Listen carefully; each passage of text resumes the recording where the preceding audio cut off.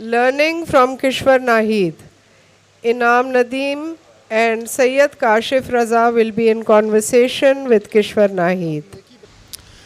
معزز خواتین و حضرات، ادب فیسٹیول کے اس خاص سیشن میں آپ سب کا استقبال ہے۔ آج ہم ملک کی مشہور و معروف شاعرہ، ادیبہ اور عظیم ادبی ہستی کشور ناہید صاحبہ کے ساتھ یہاں موجود ہیں، اور ہم ان کے ساتھ ایک مکالمہ بھی کریں گے۔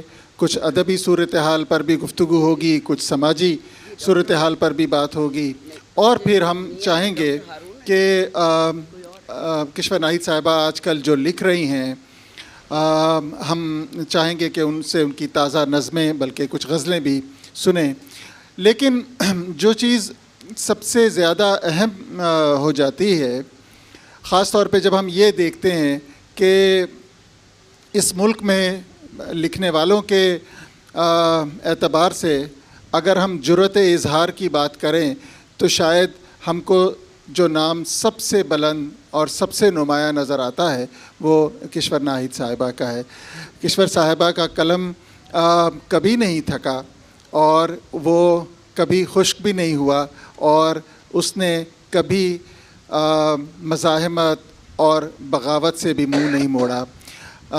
جب ملک میں مارشل لاء تھا تب بھی ان کے قلم نے ہمیں بہادری کا اور حوصلے کا سبق پڑھایا، اور آج جب ہم ذرا مختلف نوعیت کی صورتحال سے کے سامنے ہیں، خاص طور پہ ملک میں سیلاب ہے اور جو عورتوں پر مظالم ہیں اور جو چیزیں ہمارے سماج میں پہلے سے زیادہ خراب ہوتی بھی ہمیں نظر آ رہی ہیں، اس پر بھی کشور آپا کا قلم اسی طرح سے رواں دواں ہے، اور یہ قابل رشک ہے ہمارے لیے کہ ایک ادیب اپنی کمٹمنٹ کے ساتھ، اپنے نظریے کے ساتھ کتنی دیر تک ثابت قدم رہتا ہے، ہمیشہ رہتا ہے۔ میں سمجھتا ہوں کہ کشور آپا سے زیادہ نمایاں مثال ہمارے ادب میں آپ کو اس سلسلے میں نہیں ملے گی۔ تو ہم گفتگو شروع کریں گے اور پھر بات سے بات نکلتی چلی جائے گی، اور آج اس گفتگو میں میرے ساتھ میرے دوست سید کاشف رضا شریک ہیں۔ کاشف رضا کو ہم سب ایک نہایت عمدہ فکشن نگار اور شاعر کے طور پہ جانتے ہیں، صحافی بھی ہیں۔ میں اور کاشف کشور آپا کے دائیں بائیں نیکی اور بدی کے فرشتوں کی طرح بیٹھے ہیں، اور ہم چاہیں گے کہ کچھ نیکی کے اور کچھ بدی کے سوالات ان سے ہم کریں۔ تو میں تو دعوت دوں گا کہ کاشف ہی گفتگو کو شروع کریں اور پھر میں ان کا ساتھ دوں۔ جی کشور آپ سے سوال ہے کہ جب آپ نے شروع کیا تھا ادب میں، جب آپ آئی تھیں تو برقعے میں آئی تھیں، برقعے میں آپ آئی تھیں جب آپ نے ادب کے میدان میں قدم رکھا تھا، اور ظاہر ہے اس وقت خواتین کا اظہار کی وہ صورتحال نہیں تھی۔ آج یہ اتنے 50 55 60 برس گزرنے کے بعد آپ کو کیا صورتحال لگتی ہے؟ 70 برس گزرنے کے بعد، 70 نہیں وہ اتنی تو آپ کی میں آئی تھی، اچھا 7 سال کی میں آئی تھی، اور 75 برس پاکستان کو ہو گئے، اور میں 82 سال کی ہو گئی۔ اچھا، تو اس میں ادب میں 75 سال ہو گئے۔ اچھا، تو جب آپ آئی تھیں اس سے اب کی صورتحال آپ کو کیا لگتی ہے دونوں حوالوں سے، کہ خواتین ادب میں کتنی آسانی سے اور کتنی زیادہ ہیں، دوسرا اظہار کی ان کی صورتحال اور ان پر جو پابندیاں ہیں ان کی صورتحال آپ تب اور اب کیسا دیکھتی ہیں ان کو؟ دیکھیے، یہ بہت پرانی بات ہے، محمدی بیگم سے شروع کر رہے ہو تم تو۔ اصل چیز یہ ہے کہ پابندیاں ہوتی نہیں، پابندیاں لگائی جاتی ہیں، اور ہم ان پابندیوں کے پابند ہو جاتے ہیں۔ اگر آپ ان پابندیوں کو ختم کرنا چاہیں تو آہستہ آہستہ تانا زنی سننے کے بعد وہ پابندیاں آپ سے روگردانی کرنے لگتی ہیں اور پردہ پوش ہو جاتی ہیں۔ اس لیے پابندیوں کا جو ہے نا، وہ سفر اس زمانے سے شروع ہوا تھا جب عورتیں نکلی تھیں برقعے میں، اور بی اماں نکلی تھیں، یا پھر آپا خالدہ ادیب خانم نکلی تھیں، اس طرح سے، اور پھر بیگم شاہ نواز نکلی تھیں جو راؤنڈ ٹیبل کانفرنس میں گئی تھیں۔ تو ہمارے سامنے تو بہت مثالیں ہیں جو باہر نکلی ہیں اور انہوں نے قائد اعظم کے ساتھ بھی کام کیا اور سیلاب زدگان کے لیے بھی کام کیا اور بحالی کے لیے لوگوں نے کام کیا. اور اس بحالی کے زمانے میں ان عورتوں کے ساتھ شریک ہو جاتی تھی. پتہ نہیں کیوں ہو جاتی تھی, کوئی لحاف اٹھا رہے ہیں, کہیں پہ گدے بچھا رہے ہیں, کہیں کچھ کر رہے ہیں. تو وہ عالم ہے دیکھا ہوا, وہ اب میرے سامنے ابھی تک ہو رہا ہے کہ سیلاب کے ان 2 مہینوں میں اتنے سارے لوگ جو ہیں جو بے گھر ہوئے ہیں اور بے زمین ہوئے ہیں اور وہ پانی جذب نہیں ہو رہا, وہ سب میرے سامنے ہے. جی کشور آپا, یہ جو بات آپ کر رہی ہیں یہ آپ نے خود ابھی فرمایا کہ کوئی 70-75 برس پرانی بات ہے. تو فی الواقع ہم یہ تو دیکھتے ہیں کہ عورت نے ترقی تو بہت کی ہے, لیکن اس کے باوجود کسی نہ کسی سطح پہ ہمیں یہ منظر ایک جیسا بھی نظر آتا ہے. سو یہ کیا معاملہ ہے کہ عورت آگے بڑھی ہے, ملازمت کرتی ہے, گھر سے باہر جاتی ہے, پردہ ترک کر چکی ہے, لیکن پھر بھی یہ اندیکھی دیواریں, زنجیریں یہ کیسی آپ کو معلوم ہوتی ہیں؟ دیکھیے, ہمارے ملک میں 2 طرح کا ادب, کلچر اور سیاست چلتی ہے.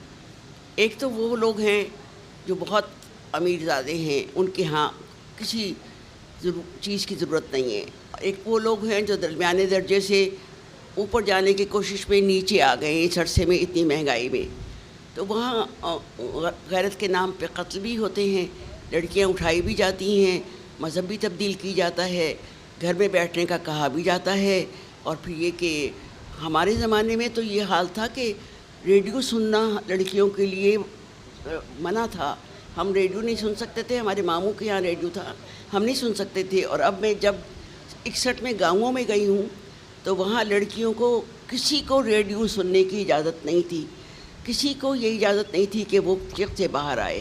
لیکن اسی وقت اتنی عورتیں تھیں جو کھیتوں میں کام کرتی تھیں, آج بھی کرتی ہیں, آلو توڑتی تھی, بھنڈیاں توڑتی تھی, مرچیں توڑتی تھی, اس زمانے میں بھی کرتی تھیں, اب بھی کرتی ہیں. تو اس لیے ہم نے جن لوگوں کو آگے بڑھنا چاہیے تھا ان میں سے کچھ عورتیں ایسی ہیں جو اب بھی فصل اٹھانے سے پہلے پوچھتی ہیں میری بٹائی کا حصہ ملے گا.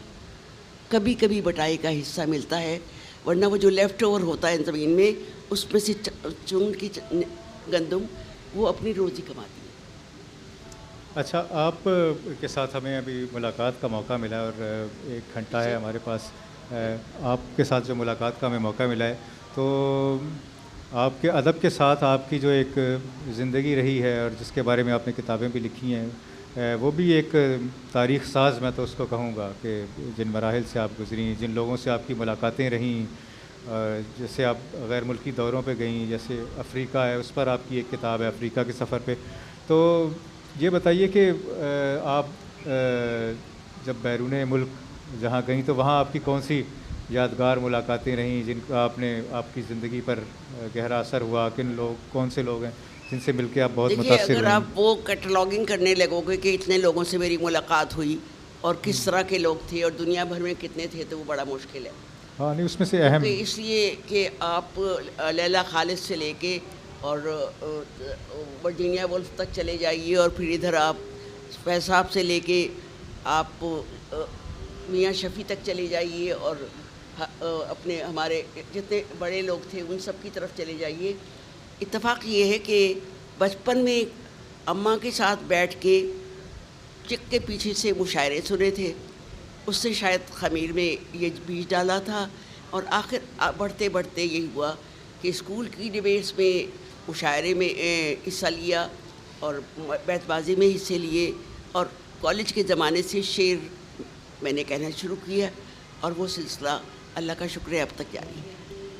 اچھا کشور آپا, یہ جو ابتدا میں نے تعارف کے وقت جرأت اظہار کی بات کی تھی, تو ہم یہ دیکھتے ہیں کہ جب بالکل نوجوان لوگ ادب کی جانب راغب ہوتے ہیں, شعر کہتے ہیں, نظمیں کہتے ہیں, غزلیں کہتے ہیں, تو اس وقت جو محرک ہوتا ہے وہ یا تو خود ادب ہی ہوتا ہے کہ آپ کا ذوق ہے شعری, آپ مشاعرے سنتے ہیں, کتابیں پڑھتے ہیں, اس لیے شعر کہنے لگے, یا اور جو اظہار کے لیے جو چیزیں آپ کو مجبور کرتی ہیں, محبت ہے یا اور جذباتی معاملات ہیں.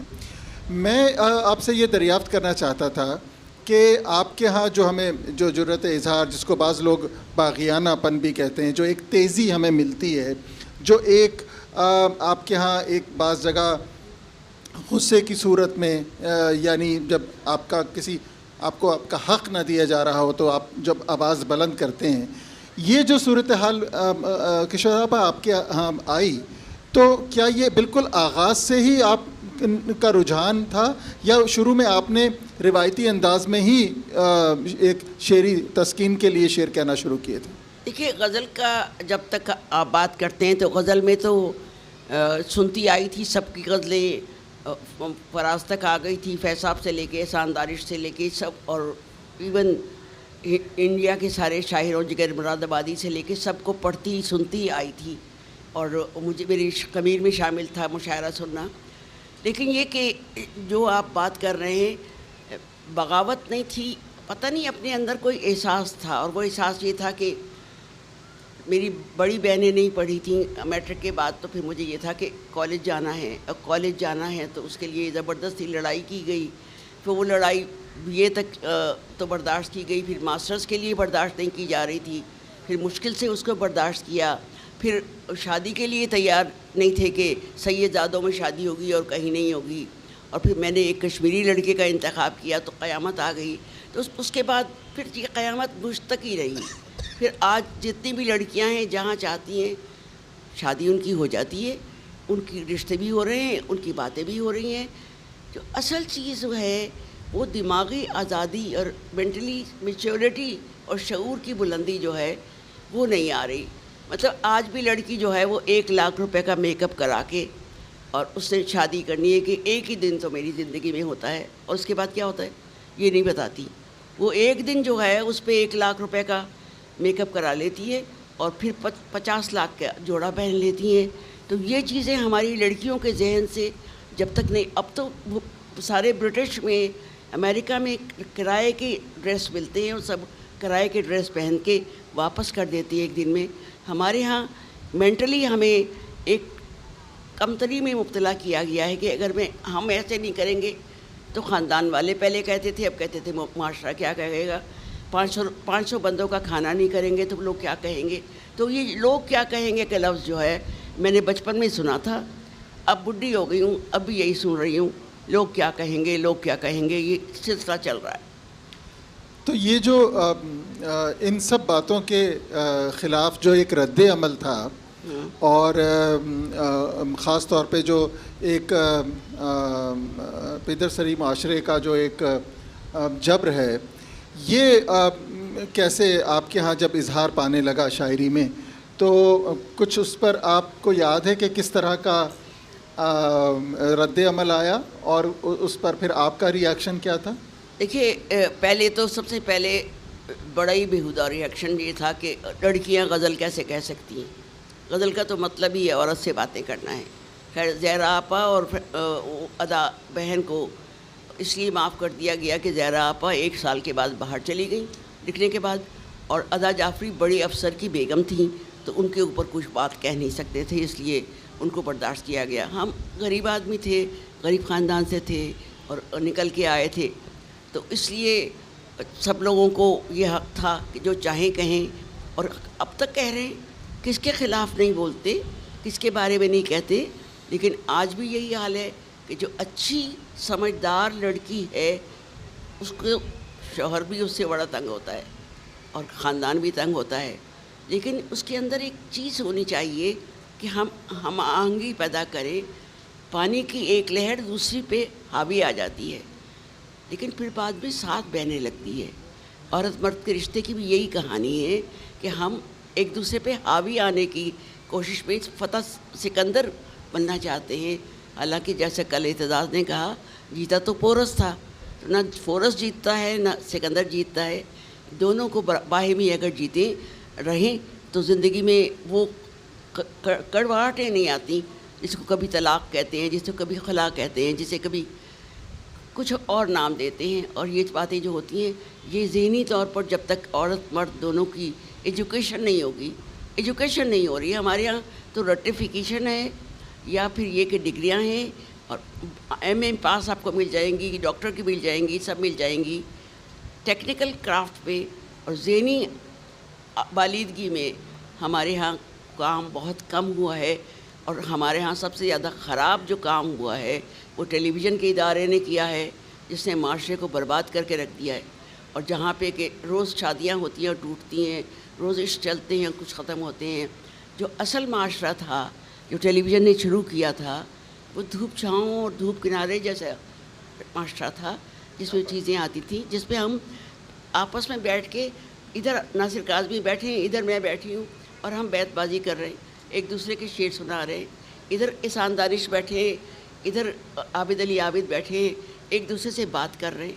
मैंने 24 साल की उम्र में, टेलीविज़न शुरू हुआ है 64 में, 24 साल की मैं थी और मैंने बड़े बड़े अदीबों के, क्लासिक के इंटरव्यू किए थे उस ज़माने में। तो इसलिए किए थे क्योंकि उस ज़माने में मिजाज था टेलीविज़न का। अब मिजाज ही नहीं है, अब कोई अदब को पूछता ही नहीं है। अदब के लिए कोई बात करो तो मिनिस्टर आके कहते हैं हाँ हमने सुना है बड़ों का अदब करना चाहिए, इतना उन्हें अदब का पता है। अच्छा, आप ने जो आपकी शायरी में और आपके तख्लीक करदा अदब में एक जो निसाई शऊर मिलता है, उसके लिए आपकी ज़िंदगी ने भी एक रास्ता फ़राहम किया कि जैसी आपकी इब्तदाई ज़िंदगी थी और जिससे आपने बगावत की और फिर बगावत मत कहो, मुझे लगता बगावत है नहीं, जैसे मतलब वो उससे कोई रास्ता वो अलग फौज किया। खड़ी थी मेरे नहीं, सामने और मैंने उसके सामने झंडा लहरा दिया कि मेरा झंडा जो नहीं, है नहीं, ये वो ऊपर रास्ता है। आपने अलग मैंने किया। नहीं की।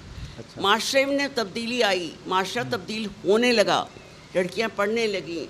हमारे ज़माने में हमारे बचपन में हम स्कूल जाने लगे थे तो हमें अब्बा और अम्मा ने कहा कि हाँ स्कूल जाना है।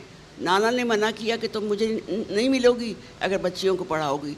लेकिन वही माँ हमारे मैट्रिक करने के बाद उसका इंतहा जा चुकी थी, वो ख़िलाफ़ हो गई कि इसके बाद तो शादी होनी चाहिए। तो वो बस ऐसी चीज़ है जहाँ किसी का इंतहा जल्दी आ जाती है, किसी की देर से आती है। लेकिन ये कि हम लोगों को ये नहीं सोचना चाहिए कि बगावत की, कोई बगावत नहीं होती। ज़हनी तौर पर आप पलटा खाते हैं, थोड़ा सा आगे जाते हैं, फिर उसके बाद हम वापस भी तो आते हैं। या हम लोगों ने हाथ से खाना सीखा था, हम चमचे और कांटे से खाने लगे। फिर उसके बाद हमने दुनिया को देखा कि वो हाथ से खाना खाने के लिए कह रहे हैं कि साइंसी तौर पर हाथ के अंदर जो एलिमेंट्स होते हैं वो आपकी खुराक के साथ आपके जज्बे को भी बहलाते हैं।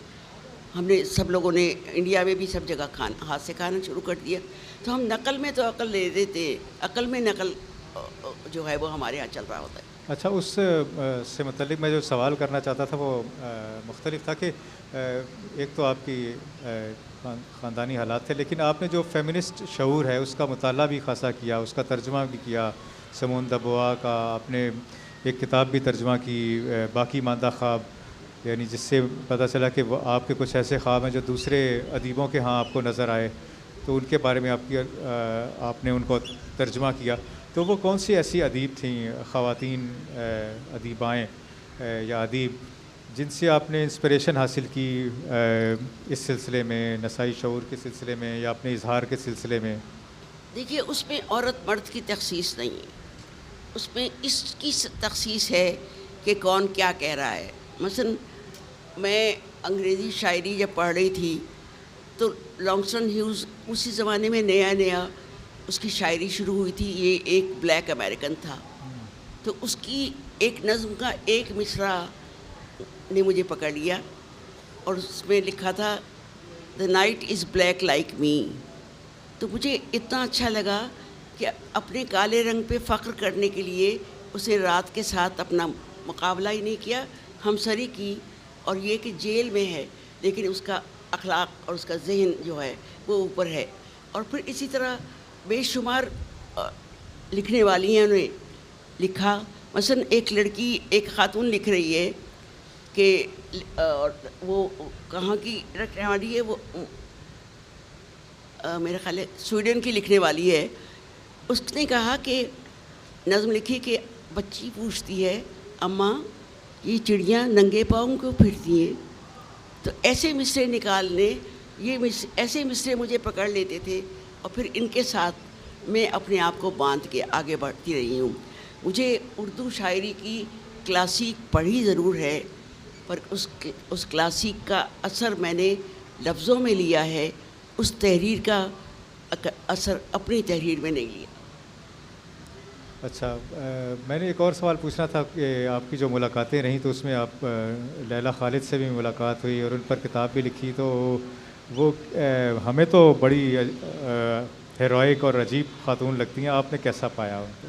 دیکھیے لیلا خالد، اب آپ دیکھیں گے جیسے آج کل سب سے زیادہ قصہ چل رہا ہے ایرانی شاعرہ، ایرانی بچی میسی امین کا.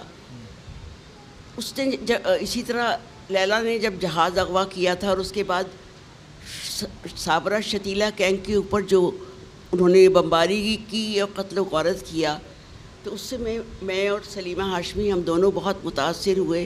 میں نے نظمیں لکھنی شروع کی اور سلیمہ نے پینٹ کرنا شروع کیا.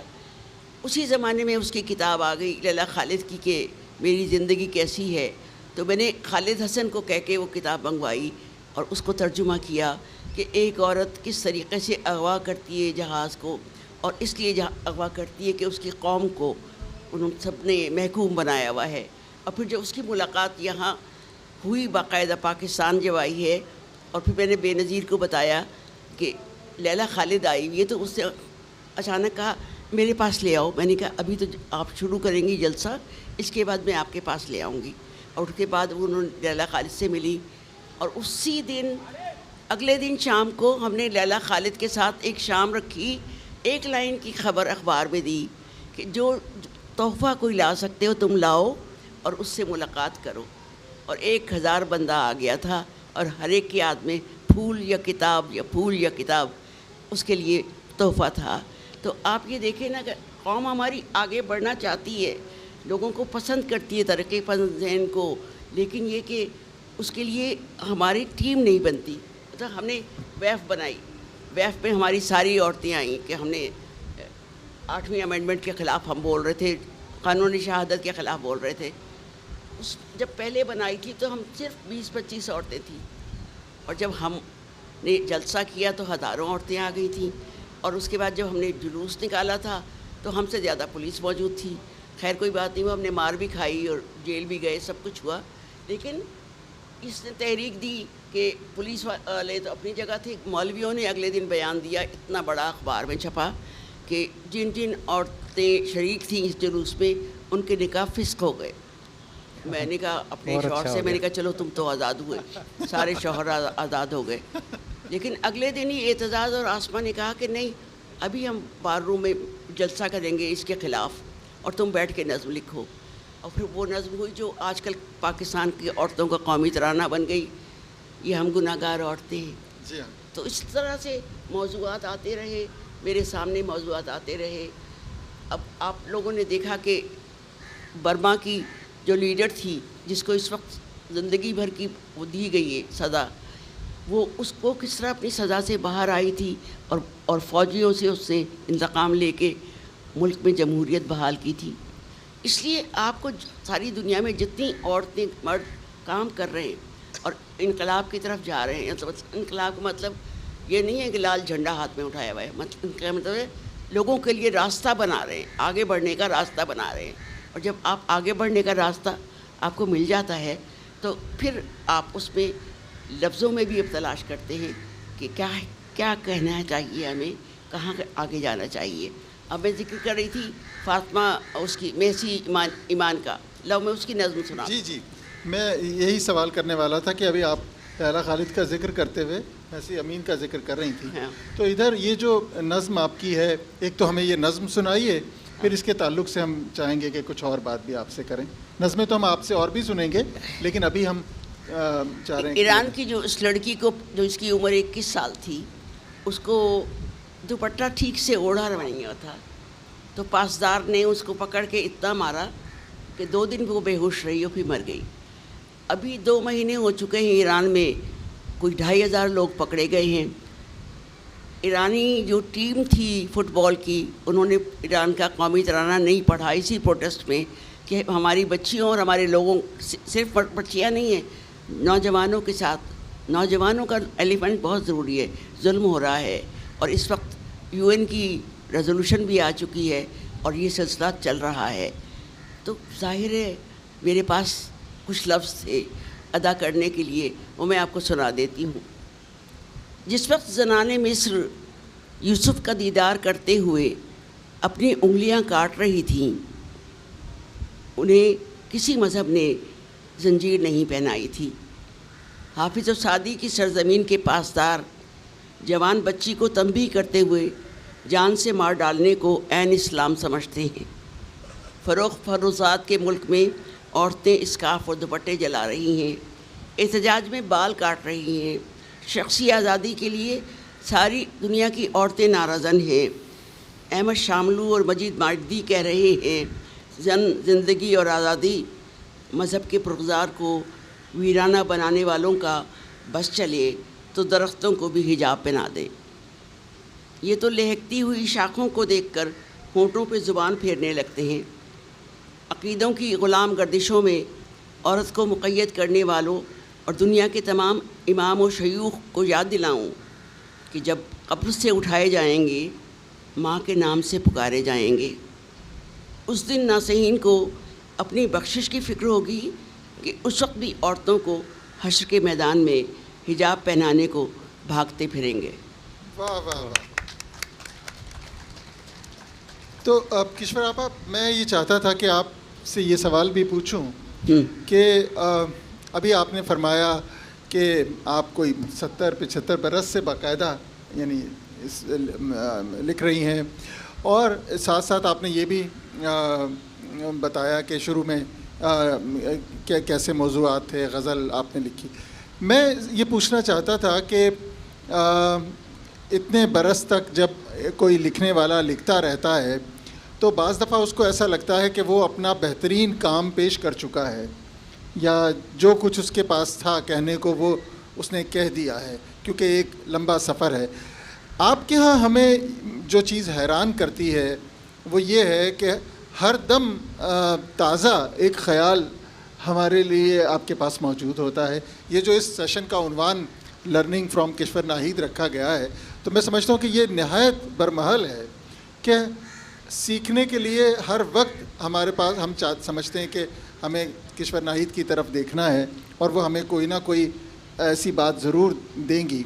اس نظم کا جو پس منظر ہے، یہ جو حالات حاضرہ سے جڑا ہوا ہے، تو کیا ایک سبب یہ بھی ہے کہ ہمارے سماج میں تبدیلی ہی نہیں آ رہی؟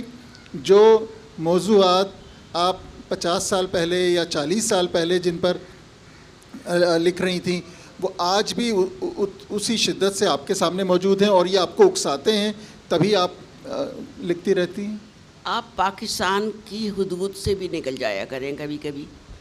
پاکستان میں تو ہم نے تسبیح اور وضو سیکھ لیا، ضیاء الحق کے زمانے سے ہم تسبیح بھی کیسے پڑھنی ہے، اور وہ تسبیح تو آج تک عمران خان کے ہاتھ میں ہے، تو اس لیے وہ تو آپ کر چکے۔ آپ نے یہ نہیں دیکھا کہ سعودی عرب میں بھی اس وقت عورتیں گاڑیاں چلا رہی ہیں، وہی سعودی عرب جیسا ملک جہاں عورت کو باہر نکلنے کی آزادی نہیں تھی۔ آپ یہ نہیں دیکھ رہے کہ اب حج پہ عورت کے بغیر مرد کے بھی جا سکتی ہے۔ دنیا کو دیکھیں، یہاں تو یہی ہوتا رہے گا کہ ایک آئے گا وہ اپنے بنائے گا مال، دوسرا آئے گا اپنا مال بنائے گا، چلا جائے گا۔ عورتیں اور مرد اور 46% نوجوان کہاں جا رہے ہیں؟ ان کے لیے کیا بندوبست ہے؟ نوکریوں کا کیا بندوبست ہے؟ میں جب تمہارے ساتھ بات کر رہی ہوں تو مجھے یاد آ رہا ہے کہ میں نے ایک ڈیٹا اکٹھا کیا تھا کہ جو ہمارے لوگ جاتے ہیں، جن پہ روز کہتے ہیں ہمارے لوگ باہر جا کے پیسے بھیج رہے ہیں، کین یو بلیو کہ 70% لوگ کون ہیں جو پیسے بھیجتے ہیں؟ ہمارے مزدور۔ سارے مزدور ہمارے پیسے بھیجتے ہیں، اور 30% وہ ہیں جو صرف فیملی کے لیے سپورٹ کرنے کے لیے بھیجتے ہیں، اور ہم کہتے ہیں پاکستانی بھیجتے ہیں۔ وہ مزدور ہمارے پیسے بھیجتے ہیں، اس پہ ان کی حالت وہاں کیا ہوتی ہے جب وہ نوکری سے نکال دیے جاتے ہیں اور ان کو پاسپورٹ لے لیا جاتا ہے اور وہ واپس بھی نہیں آ سکتے اور پیسے بھی نہیں بھیج سکتے۔ اس کے حال پہ غور کرنے کے لیے ہم میں سے کوئی تیار نہیں ہوتا۔ تو یہ باتیں ہیں جو ساری دنیا کی باتیں ہیں، میری بھی وہی باتیں ہیں، تنویر کی بھی وہی باتیں ہیں، افضال کی بھی وہی باتیں ہیں۔ ہم سوچتے اسی لیے ہیں کہ ہماری زبان کی بات نہیں ہے، ہمارے لہجے کی بات ہے، ہمارے دماغ کی بات ہے۔ ہمارے پاس کیا رہ گیا؟ ایک دماغ ہے جس کو استعمال کرنے کی ہمارے استاد زحمت نہیں کرتے. اچھا میں پوچھنا چاہوں گا کہ آپ نے جب شاعری شروع کی تو وہ ایک خاتون کے طور پر وہ شاعری آ رہی ہے آواز قریب ہو جائے. ہاں تو وہ قریب ہو کے بولو, جی پتہ چلے کہ جان سے بول رہے ہو. جی تو وہ شاعری جو ہے وہ بڑی نئی سمجھی گئی. آپ یہ کیا دیکھتے ہیں کہ آپ کے بعد جیسے فہمیدہ ریاض نے بھی آپ کے بعد شاعری شروع کی اور ان کے بعد پروین شاکر اور اس کے بعد جو شاعرات ہیں ان کے ہاں کیسے وہ جو ہے نا ڈیویٹ انہوں نے اور کیا, یا آپ کے جو موضوعات تھے ان کو آگے بڑھایا, یا ان کی شاعری کو آپ کیسے دیکھتی ہیں آپ کے جو بعد کی شاعرات ہیں؟ دیکھیے ہر ایک نے اپنے لہجے میں اپنے انداز میں بات کرنے کی کوشش کی. ہر ایک کا ایک گراف نہیں ہوتا اور ہر ایک کا ایک کیلنڈر نہیں ہوتا اور ہر ایک کی ایک ڈکشنری نہیں ہوتی. ہمارے سامنے دنیا بھر کے رائٹرز کی, نثر اور نظم کے رائٹرز کی کتابیں کھلی پڑی ہیں, ان کا سامنا ہے. ہمیں اس کو دیکھنا ہوتا ہے اور اس کے دیکھنے کے ساتھ ساتھ ہمیں آگے بڑھنے کے لیے بات نہیں ہے, ہمیں وہ ایکسپریشن دینا ہے جو ہمارے پاس ابھی تک چھپا ہوا ہے اور ابھی تک کسی کے سامنے نہیں آیا. تو اس لیے وہ چیزیں ادا کرنے کے لیے صرف جہاں میرے مردوں کا تعلق ہے وہ تو بڈھے بھی ہو جائیں تو تب بھی انہوں نے عشق کرنے سے باز نہیں آنا, عشق کو بیان کرنے سے بھی نہیں باز آنا, اور یہ بھی نہیں کہنا کہ کوئی میچورٹی آئی ہے. ایک بیچارہ احسان دارش تھا جس نے کہ مزدور کی بیٹی کا رخصتی پہ نظم لکھی تھی, وہ 20 سال تک وہ پڑھتے رہے اور ہم بھی سنتے رہے, اور جو حال ہی کچھ پڑھتے رہے اور سنتے رہے. عورت خود کیا کہتی ہے, عورت اپنا وجود رکھتی ہے.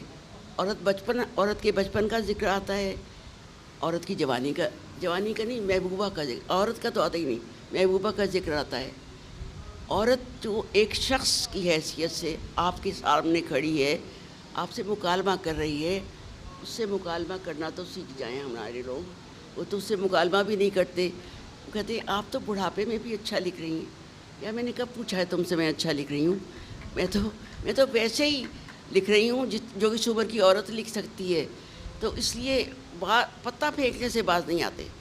پتہ پھینکے جائیں گے, چاہے جوانی کے لڑکے ہوں, چاہے سیاستدان ہوں, چاہے کچھ ہو. سیاستدان تو خیر اتنے برے پتے پھینکتے ہیں کہ جس کی حد کوئی نہیں.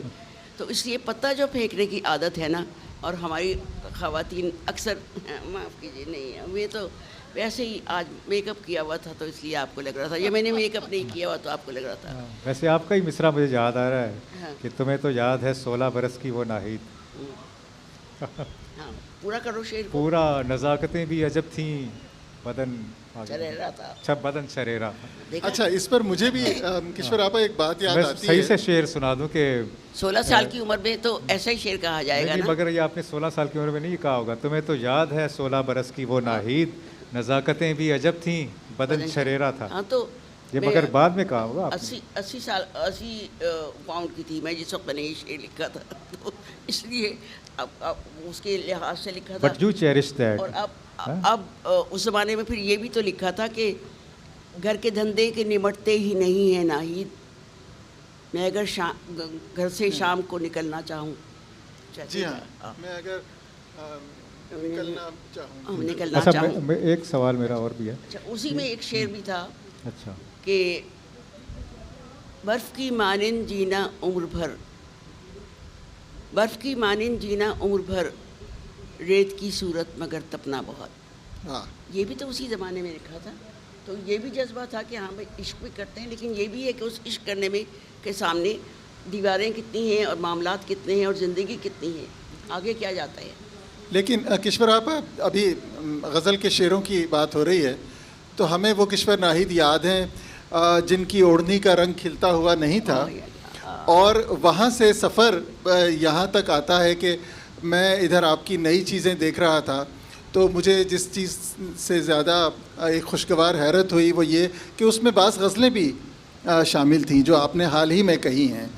تو یہ ادھر جو ہم متواتر دیکھتے ہیں کہ آپ نظم کی جانب زیادہ رجحان نظر آتا ہے, تو یہ جو اب پھر سے لوٹ کے غزل کی طرف آنے کا آپ کو اتفاق ہوا تو کچھ اس کے بارے میں بتائیے. یہ سفر لوٹ کے نہیں آتا, یہ پلٹ کے آتا ہے. پلٹ کبھی آپ کو غزل کا موڈ ہوتا ہے، کبھی آپ کا نظم صرف نظم لکھنے کا موڈ ہوتا ہے، اور پھر آپ اس فضا میں 4 دن 6 دن 8 دن کبھی ایک مہینہ سانس آپ صرف نظم میں لیتے ہیں، غزل یاد ہی نہیں آتی. پھر جب غزل یاد آتی ہے تو پھر غزل آپ کا احاطہ کر لیتی ہے. لائے میں آپ کو بتاؤں جی کون سی. جی جی کچھ غزلیں میرے میں پاس ہیں. بتاتی ہوں. کہاں گیا؟ غزلیں تو اوپر ہیں. نہیں مجھے وہ چاہیے غزلوں کا الگ ہے. جو اس کی ہے نہیں، یہ ہے غزلیں الگ سے پورا. مجھے وہ چاہیے جو خاتون زلیخا کے اوپر. جی جی وہ میں دیتا ہوں. میں نے کہا کہ جب کسی صاحب نے یہی کہا تھا نا کہ آپ تو ابھی بڑھاپے میں بھی جوان لگ رہی ہیں، تو پھر میں نے نظم لکھی ہے جس میں میں نے کہا کہ نہیں کہاں چلی جاتی تمہارے پاس نظم؟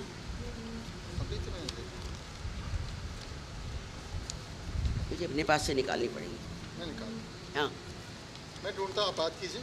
وہ مجھے یاد آیا کہ لوگ زمانہ، ویسے تو زمانہ پھر بھی کہا جاتا ہے، روایت میں ہے، قرآن شریف میں یہ بات نہیں ہے کہ یہ ہے.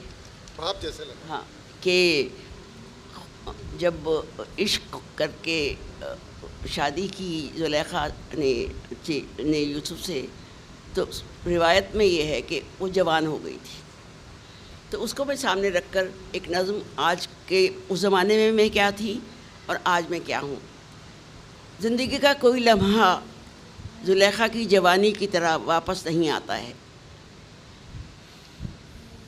وہ لمحے جب زندگی خوابوں کے پرت کھولتے ہوئے شرماتی تھی، بیٹھے بیٹھے مسکرانے کو جی کرتا تھا جو تم چاہتے ہو. کاجل کی لکیریں روشنی کی طرح حیولے بنانے لگتی تھیں. ہونٹوں پہ جی چاہتا ہے آ کے رک جاتا تھا. گھر آنگن سے باہر جھانکنے کی ممانعت تھی.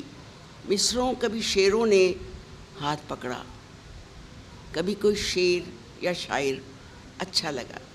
چند دنوں کے بعد وہ آنکھوں کے ہجوم میں غائب ہو جاتا. تشنگی پھر کوئی مصرع گنگنانے لگتی. بستر کی سلوٹیں اچھی لگتی. کروٹیں لیتے ہوئے پھر کوئی شعر، پھر کوئی شخص نام بتائے بغیر آنکھوں میں ٹھہر کے پلک جھپکتے ہی ہوا فروش ہو جاتا. زندگی نے بہت فریم بدلے مگر اس میں کوئی شعر یا شخص ٹھہر نہ سکا. نہ تمامی کے دائرے بنتے گئے. آنکھوں نے چشمہ اور بالوں نے سفیدی پہن لی. گھر آئی تو فریم میں ایک سایہ سا نظر آیا جو پینشن لینے والوں کی قطار میں آخر میں کھڑا تھا. فوراً اٹھی اور بالوں میں کلر، آنکھوں میں کاجل لگاتے ہوئے زلیخا یاد آ گئی. گاڑی میں بیٹھی تو اسے آواز دی، گاڑی لاک کر لو، کوئی بھی تمہارا بیگ چھین سکتا ہے. لمحے گیئر بدلتے گزرنے کے لیے پھر میں نے دیکھا گیئر بدلتے ہوئے ایک آواز نکلی، لمحے گزرنے کے لیے ہوتے ہیں اور زندگی جینے کے لیے ہوتی ہے. واہ. اس عمر میں زلیخا ایرک اور عائشہ کی دادی ہوتی ہے، کم عمر نہیں ہوتی. بچوں کو عشق کرتا دیکھ کے مسکراتی رہتی ہے. واہ واہ بہت اچھا. یہ ہے کہانی زلیخا کی، یا میری یا ہم ساری دوستوں کی جو بیٹھی ہوئی ہیں. اس یہ قصہ ہے. اچھا اب میں آپ کو ان کو بات کرتے کرتے غزل کی طرف لے آؤں، اور غزل جو ہے وہ ایک غزل سناؤں گی، اور وہ اس نے مجھے بہت تنگ کیا. سیلاب شروع ہوا اور طوفان کی طرح سیلاب آتا جا رہا تھا اور گزرتے جا رہے تھے لمحے، گزرتی جا رہی تھی چیزیں. تو میں نے ایک غزل لکھی، وہ ہے ان کو تائید شفق نہیں ملے گی. ان کو تائید شفق نہیں ملے گی، جو سمجھتے ہیں اما یہی ملے گی. واہ واہ. اور اب سنیں کہ اب ہم ایسے اجاڑ دیں گے دریا. واہ. یہ سیلاب کے زمانے. ہم ایسے اجاڑ دیں گے دریا، کشتی بھی یہاں نہیں ملے گی. کیا کہنے. واہ واہ. ہم ایسے اجاڑ دیں گے دریا، کشتی بھی یہاں نہیں ملے گی. اور ایک شعر جس پہ آ کے میں رک گئی تھی خود. سیلاب کہہ رہا ہے ہنس کے، سیلاب کہہ رہا ہے ہم سے، سیلاب کہہ رہا ہے ہنس کے، سجدے کو زمین نہیں ملے گی. واہ واہ کیا کہنا ہے؟ سیلاب کہہ رہا ہے ہنس کے سجدے کو زمین سجدے نہیں کو ملے. زمین نہیں ملے گی. دروازوں سے اونچی گردنیں تھیں، واہ دروازوں سے اونچی گردنیں تھیں، ان کی بھی جھکی جبھی ملے گی. واہ دروازوں سے اونچی گردنیں تھیں، ان کی بھی جھکی جبھی ملے گی. اور فرعون بہت ہو گئے تھے یہاں پہ، واہ تھے نہیں ہیں، فرعون بہت ہو گئے تھے یہاں پہ، ان سب کو سزا یہی ملے گی. واہ واہ واہ اور پھیلے ہوئے ہاتھ اب سمجھ لیں مانگے سے امان نہیں ملے گی. واہ واہ واہ واہ. تو قتل کا بھی دور آتا ہے اور رزم کا بھی دور آتا ہے، اور کبھی کبھی ایک بھی دور نہیں آتا. وہ جیسے خشک سالی جسے کہتے ہیں، ہم کہتے رہتے ہیں لمیاں بہت دن ہو گئے قتل نہیں ہوئی، بہت دن سے کچھ مصرع نہیں ہوا، بہت دن سے کوئی بات نہیں ہوئی، اور پھر ایک دن ہوتا ہے جیسے میری زندگی میں آیا کہ میں صبح کو 4 بجے اٹھی اور میرے منہ پہ شیر تھا. اپنی بیچارگی چھپانے کو، اپنی بیچارگی چھپانے کو آئینے کو ادھر ادھر رکھا. اور 4 بجے تھے صبح کے، سردیاں تھیں، لحاف میں لیٹی ہوئی تھی، اور پورا شیر آیا. اس کے بعد میں نے کہا صرف واش روم سے آ کے باقی بات، لیکن غزل نے مجھے سونے نہیں دیا. پھر میں اس وقت سے لے کے صبح تک غزل مکمل کرتی رہی، جس میں وہ بھی آتا ہے اس قدر تھا اداس موسم گل، واہ ہم نے آب رواں پہ سر رکھا. کیا کہنے. واہ بس واہ. ایسے. تو کشور آپا، آپ کی یہ غزل ابھی سنتے ہوئے جو ابھی آپ نے یہاں پڑھی، ہاں مجھے ایک اور سوال کا جواب بھی ملا. عام طور پر جو معترضین ہیں غزل کے، وہ غزل پر سب سے بڑا اعتراض ہی یہ کرتے ہیں کہ وہاں تو مضمون قافیے سے سوچتا ہے، اس وجہ سے اس میں آپ وہ کہہ نہیں پاتے جو آپ کہنا چاہتے ہیں، یا کم از کم حالات حاضرہ اس طرح نہیں آ پاتا، یا جن مسائل کو آپ لکھنا چاہتے ہیں. سو آپ کی یہ غزل سنتے ہوئے میں سمجھتا ہوں کہ یہ تو اس بات کا جواب ہے کہ اگر لکھنے والا ہنرمند ہے اور اس کے پاس کشور ناہید کا قلم ہے، تو پھر غزل میں بھی وہ سارے موضوعات اور وہ ساری چیزیں اسی طرح سے بیان ہو جاتی ہیں. میں اس کو ایک نظم کی طرح بھی میں نے سنا، ہاں. جو بھی آپ نے اشعار نہیں، پڑھے. وہ مطلب احساس ہے جو کبھی بدل جاتا ہے غزل کے روپ میں، اور آپ کے سوچنے کا احساس جو ہے کبھی نظم کے روپ میں چل جاتا ہے. آپ انہی چیزوں کو غور کرتے ہیں اور انہی بار بار لے کے آتے ہیں. میں تمہیں ایک نظم سناؤں جو جی ہے جی. اماں جنم کہانی. میں دیتا ہوں. میں نے ایک نظم لکھی کہ جس میں ایک اور قائد اعظم کے حوالے سے وہاں میں فیصل آباد میں پڑھ رہی تھی، تو مجھے نوجوان بہت زیادہ تھے. انہوں نے کہا ہمیں مخاطب کر کے کچھ بولیے.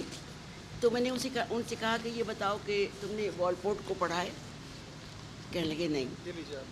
یہ میں پڑھیں گی. تم نے والپورٹ کو پڑھا ہے؟ کہنے لگے نہیں. میں نے کہا قائد اعظم کے بارے میں کون سی کتاب پڑھی ہے؟ انہوں نے کہا کہ جو کورس میں ہے وہی پڑھا ہے. تو پھر میں نے لکھنا شروع کیا اور انہیں بتایا والپورٹ نے بار بار یاد دلایا ہے، آپ نے میرے قائد کہا تھا مجھے کٹا پھٹا پاکستان ملا تھا. اشتیاق حسین قریشی نے مجھے بتایا آپ نے کہا تھا میری جیب میں کھوٹے سکے ہیں.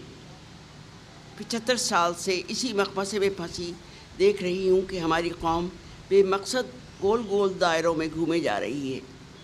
مجھے میرے قائد تم نے کہا تھا کہ میں، کامنا اور الزبتھ اپنی زندگی کے ہر دن کو عید، دیوالی اور کرسمس کی محبتوں میں مسکراتا ہوا رکھیں گے. ہمیں تم سے کیا ہوا عہد اس وقت سے دھندلا نظر آنا شروع ہو گیا جب سے صبر ایوبی کے متضاد بے صبری نے اجالے کو داغدار کیا. بھٹو صاحب معاف کیجیے گا، آپ نے کھلے گریبان کے لباس کو عام آدمی کی طرح پہنا اور خوش ہوئے، مگر انگریزوں کے وفاداروں کے لامحدود مربوں پر ہاتھ بھی نہیں ڈالا. بھٹو صاحب آپ نے تو اپنے بنائے ہوئے آئین میں تبدیلیاں کر کے آگے آنے والے آمروں کے ہاتھ میں قلم کی بے حرمتی کی وہ شیزوری پکڑا دی کہ آپ خود شہید کر دیے گئے. بنگالیوں نے قومی ترانہ اپنا بنا لیا. ہم نے اسلام کو بہتان کی طرح امریکی سنہری ورق لگا کر فتویٰ فروشوں کے ہاتھ میں دے دیا. سیاست اور مذہب کا متنجن حویلیوں اور مسجدوں کے بازوؤں میں دے کر بے لگام چھوڑ دیا. یہ لوگ یاجوج ماجوج کی طرح، بہت سے بچوں نے مجھ سے پوچھا کہ یاجوج ماجوج کون تھے، یہاں بھی پوچھیں گے تو بتا دینا، تم سب بیٹھی ہو. یہ بازوں میں دے کر یہ لوگ یاجوج ماجوج کی طرح قومی غیرت کی دیوار چاٹتے رہے. قائد اعظم کو یاد کرنے والے غیرت کی دیوار بلند کرتے رہے. یاجوج ماجوج نے برسوں تک اپنا کھیل جاری رکھا. خدا کو اس سرتابی پہ جلال آیا، پانی کو طوفان نوح کی طرح غصہ دلایا. پھر بھی یاجوج ماجوج نے وڈیروں کی زمینیں بچا لیں اور تیرے نام لیواؤں کی فصلیں، زمینیں اور گود کے پالے کاغذ کی کشتیوں کی طرح ڈوبنے لگے. تو کمر کمر پانی میں تیرتے تیرے بیٹے بیٹیاں گودوں میں بھر کر تیری زمین پر لا کر بٹھاتے رہے.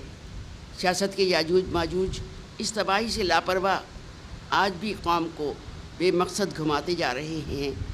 قائد اعظم، کسی عیسیٰ نفس، کسی حسد موہانی، کسی عیدی کو ہمارا مسیحا بنا دے. کب تک ساری دنیا میں خدا کے نام لیوا گول سفید ٹوپیوں کو سفید یہ صبح چمکتے رہیں گے. واہ واہ واہ، بہت خوب. کشور آبا، میں چاہوں گا کہ وقت ہمارے پاس تقریباً ختم ہو گیا، تو ایک آدھ سوال اگر ہم کوئی لے سکیں. بس 2 منٹ ہمارے پاس ہیں بدقسمتی سے، تو اگر کوئی سوال کرنا چاہیں کشور ناہید صاحبہ سے. حاضر ہوں. شمس صاحب آ گئے. وہ جو سوال کرنے کی دھمکیاں دے رہا جو تھا، سوال کہاں گیا کرنا وہ؟ چاہے وہ ہاتھ کھڑا کر لے ہیں؟ اگر کوئی. کس نے؟ جی جی، ان کو دے دیجئے. ان کو کچھ نہیں، آپ بیٹھ جائیے. شمس بھائی آپ بیٹھ جائیے. جی افضال صاحب. افضال. ہیلو. جی آواز آ رہی جی ہے. آواز آ رہی. نہیں، میں سوال نہیں کرنا چاہ رہا. میں کشور ناہید کو ایک یاد دلانا چاہ رہا ہوں ان کا شعر، جس میں زلیخا کی تلمیح ہے کہ میں خود زلیخا امید ہوں پہ حیراں ہوں کہ اس دیار گزشتہ کو مصر کیسے کروں. تو یہ مجھے بہت خوبصورت شعر ہمیشہ سے لگا. آج میرا دل چاہ کہ میں ان کے سامنے اس کو دہراؤں.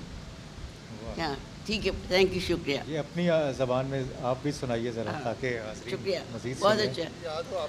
شاعر سے شاعر اس طرح مخاطب ہوتا ہے، آپ کو اندازہ ہو گیا ہوگا. آپ لوگ ان کے لیے تو تالی بجا دیجیے، مجھے تو نہیں چاہیے.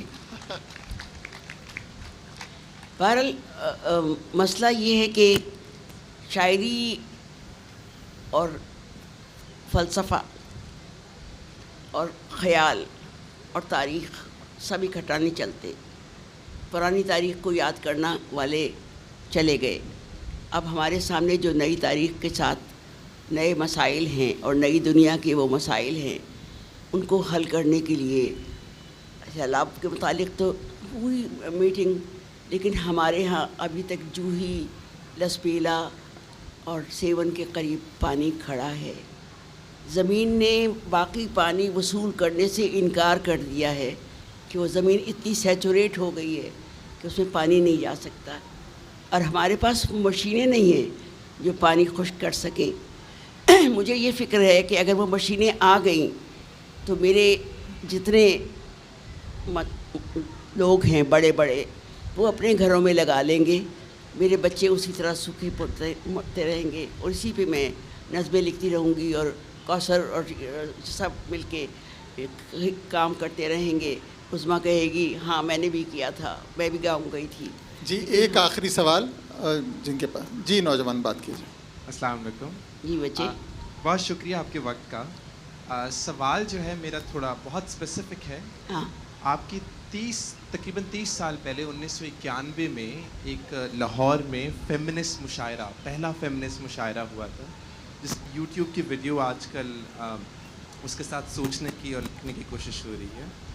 تو اب 30 سال گزر چکے ہیں. بہت اسپیسیفک سوال ہے، لیکن آپ کیا سوچ رہی ہیں اس شام کے بارے میں، اگر آپ کچھ شیئر کرنا چاہیں؟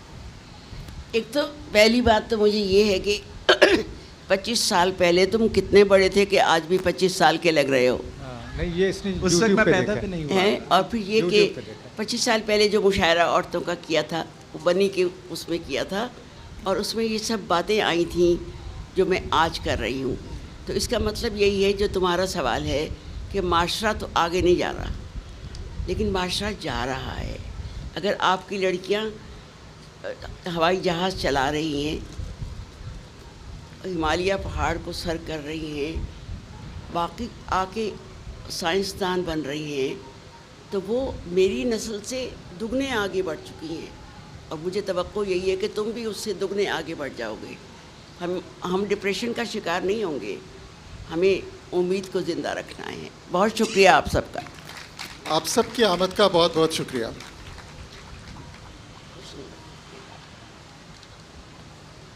یہ میرا تھیلا یہ ہے، اس میں میں تازہ خندے ملا کے لے لو تمہاری.